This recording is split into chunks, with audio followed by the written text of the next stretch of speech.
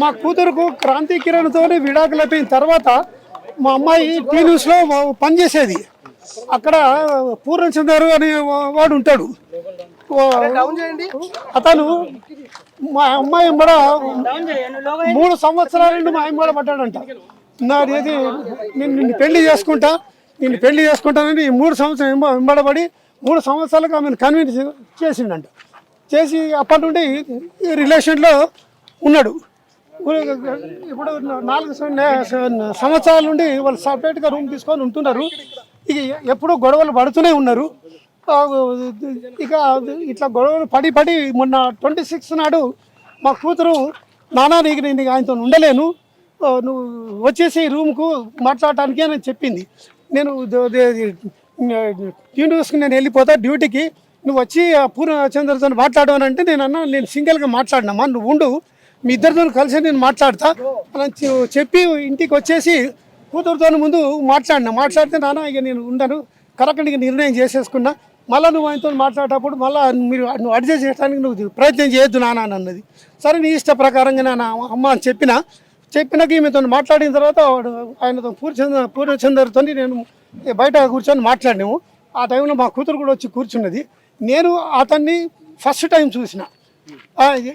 వీళ్ళ ఏది సంబంధాన్ని మేము అంగీకరించలేదు, మేము భార్య భర్తలను అంగీకరించలేదు. అది అందుగురించి ఏంటంటే ఆయనను ముఖం కూడా చూడలేదు గతంలో ఎన్నడు. నేను మొన్న 26 నాడే మాట్లాడేటప్పుడు చూసిన. ఆ కూర్చుండగానే ఏమని చెప్పిండు, అంకుల్ నేను 5 సంవత్సరాల నుండి మేము కలిసి ఉంటున్నాము, మేము కలిసి ఉంటున్నప్పటికీ కూడా ఏంటంటే మధ్యలో గొడవలు అవుతూ ఉన్నాయి, ఇక ఇప్పుడు మేము కలిసి ఉండలేము అని చెప్పిండు.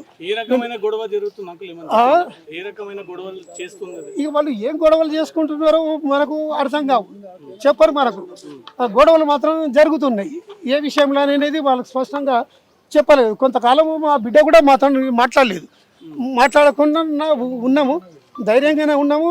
మా బిడ్డను మాత్రం కేర్ఫుల్గా చూసుకోవాలని బ్యాక్ నుండి చూస్తూ ఉన్నాం. ఎందుకంటే టీవీలలో అంతటా పేపర్లలో డైలీ న్యూస్ చూసి మా గుండె అంతా ఆవిసైపోతున్నది. మరి వాడు ఏమైనా చేస్తాడేమో బిడ్డను అని చెప్పేసి మాకు ఆందోళన కలిగింది. దాంతో ఏంటంటే ఎప్పుడు కంటికి రెప్పలాగా చూసుకుంటూనే ఉన్నాము ఆ బిడ్డతో. అయితే బిడ్డని ఏంటంటే మరి మేము వాళ్ళ వాళ్ళ అమ్మనాన్నతో వాళ్ళు మాట్లాడతామంటే లేదు నాన్న నేనే మెయింటైన్ చేసుకుంటా, మీరు మాట్లాడుతారంటే నేను ఆత్మహత్య చేసుకుంటానన్నది. బిడ్డని ఆత్మహత్య చేసుకోవడం మాకు చూడలేము, నువ్వు ఎట్లన్నా ఉంటావు, నువ్వు బతికుంటే చాలు, నేను వెనకకెళ్ళి మేము చూసుకుంటుంటాం బిడ్డని. మేము వాళ్ళు ఎవరిని కూడా టచ్ చేయలేదు, వాళ్ళ జోలికి వెళ్ళలేదు. అదంతా ఇది 4 సంవత్సరాల నుండి సపరేట్ రూమ్ తీసుకొని ఉన్నారు. ఇక మొన్న 26 నాడు ఇట్లా మాట్లాడుకున్న తర్వాత ఇక నేను మాట్లాడేసేసి వెళ్ళిపోయిన తర్వాత మాతో మాట్లాడి ఆమె డ్యూటీకి వెళ్ళింది. డ్యూటీలో మేము న్యూస్ కూడా చూస్తున్నాము, ముఖం ఫేస్లో ఏమి విచారం ఉన్నట్టు కనవలేదు. మళ్ళీ నేను మా మనవరాల్ని కూడా అడిగిన, బిడ్డ ఎట్లా ఉన్నది అమ్మా నాన్నని అడిగితే అమ్మ హ్యాపీగానే ఉన్నది తాతయ్య, ఇక వాని పీడ విరుగుడు అయిపోయింది అనేది పాప కూడా అన్నది. ఇక మళ్ళీ నిన్న మార్నింగ్ పాపను స్కూల్కి పంపించిన తర్వాత ఈమె డ్యూటీకి పోతున్నదని అనుకున్నాను. నేను ఇంట్లో ఉంటానని నేను ఎక్స్పెక్ట్ చేయలేదు. డ్యూటీకి పోతుందని అనుకున్నాను. పాప అన్నది తాతయ్య నువ్వే తీసుకురా నన్ను స్కూల్కి వెళ్ళంటే నేనే పోయి 2:40కి నేనే స్కూల్కి వెళ్ళి పాపని ఇంటికి తీసుకొని వచ్చేసిన. ఇంటికి వచ్చే వరకు 4 అయింది. అయితే అప్పటికే నాకు టీఆర్ఎస్ భవన్ దగ్గర నుండి ఫోన్ వచ్చింది. టీఆర్ఎస్ భవన్లో నాకు షాప్ ఉన్నది, కండువాలది, బీఆర్ఎస్ కండువాల షాప్ ఉన్నది. కేసీఆర్ పార్టీ పెట్టిన రోజు నుండి నేను షాప్ పెట్టిన. భవనం కట్టిన తర్వాత నాకు సపరేట్ రూమ్ ఇచ్చిండ్రు, ఇప్పటికీ నాకు ఉన్నది.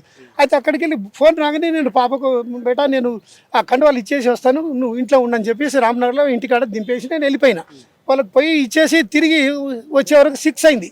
6 కాగానే తాతయ్య నాకు స్టేషనరీ కావాలా, వాళ్ళ క్లాస్మేట్ది క్లోజ్ ఫ్రెండ్ది 29th నాడు బర్త్డే ఉన్నది, తాతయ్య నాకు బర్త్డే గిఫ్ట్లు కొనియాలంటే ఆమెను తీసుకొని తార్నాక అక్కడ పెద్ద బుక్ షాప్ ఉంటుంది తార్నాకలో, బ్రిడ్జ్ దాటగానే అక్కడికి వెళ్ళి అవి కావాల్సిన మెటీరియల్ కొనిచ్చుకొని షాపు నుండి డైరెక్ట్గా ఇంటికి వచ్చేసినాం.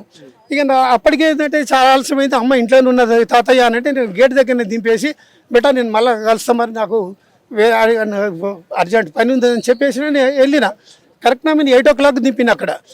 నేను కొద్దిగా దూరం పోగానే ఒక 15 నిమిషాలకు నాకు మళ్ళీ పాప అయిపోయింది. నాకు మళ్ళీ పాప నాకు మళ్ళీ ఫోన్ చేసింది. తాతయ్య అమ్మ డోర్ తీస్తలేదు అని చెప్పింది. చెప్పగానే ఏంటంటే నువ్వు వెనుకకు రా తాతయ్య అనగానే వెనుకకు వచ్చినా నేను వచ్చాక 8:30 అయింది. అప్పటికే అంటే ఇక నేను వచ్చే వరకే కింద ఉండే వాచ్మెన్ వాళ్ళు పైకి వచ్చిండ్రు. పైకి వచ్చిన తర్వాత వాళ్ళు దొబ్బుతే ట్రై చేయలేదు. కాకుండా ఉంటే 2 యువకులు ఉంటే అట్లనే రెంట్కుండే వాళ్ళని పిలిస్తే వాళ్ళు వచ్చి డోర్ను బలంగా గుద్దితే లోపల బోల్ట్ ఇరిగిపోయి డోర్ తెరుచుకునేది. డోర్ తెరుచుకునే అంటే వాళ్ళు బయటకు వెళ్ళి అవి లోపల డోర్ పెట్టుకోలేదు.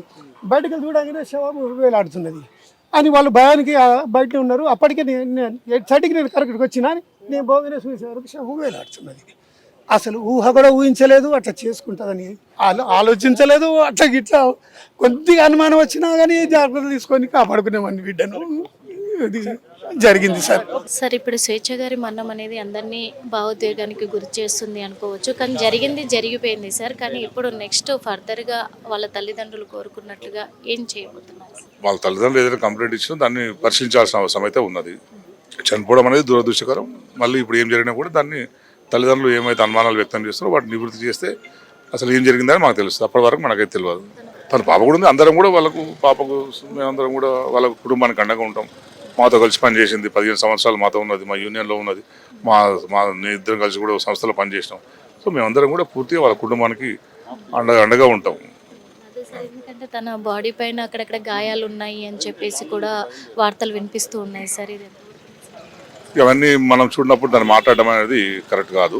సో ఎటువంటి ఏమైనా సరే పోస్ట్ మార్టంలో ఏముంది అని తేలుతుంది కనుక మనం దాని గురించి ఇప్పుడే మాట్లాడలేము. సో వాళ్ళ ఫాదరు ఏ అనుమానాలు వ్యక్తం చేసినా, కుటుంబ సభ్యులు ఎటువంటి అనుమానాలు వ్యక్తం చేసినా వాటిని నివృత్తి చేయాల్సిన బాధ్యత పోలీసులు. హిట్ టీవీ యాప్, ఇందులో short news, live news, entertainment shows, movies, digital magazines తో పాటు మీ జిల్లా వార్తలను కూడా ఫ్రీగా చూడొచ్చు. ఇంకెందుకు ఆలస్యం, వెంటనే హిట్ టీవీ యాప్ ని డౌన్లోడ్ చేసుకుని ఫ్రీగా ఎంటర్టైన్మెంట్ పొందండి. Hit TV app. Hit TV app. Please download hit TV app. Hit TV app ని ఫ్రీగా డౌన్లోడ్ చేసుకుని ఎంజాయ్ చేయండి. మీకు నచ్చిన ఎంటర్టైన్మెంట్ కోసం హిట్ టీవీ యాప్ ని ఫ్రీగా డౌన్లోడ్ చేసుకుని ఎంజాయ్ చేయండి. హిట్ టీవీ యాప్ ని డౌన్లోడ్ చేసుకుని ఆస్వాదించండి, ఆశీర్వదించండి. ఇంతమంది సెలబ్రిటీలు హిట్ టీవీ యాప్ ని డౌన్లోడ్ చేసుకోండి అని చెప్తున్నారంటే ఎంత మంచి యాప్ ఆలోచించండి. అమెరికా అమెరికా అమెరికా అమెరికాలో చదవాలనుకునే వాళ్ళకి విశ్వసనీయమైన పేరు మన శౌర్య కన్సల్టెన్సీ.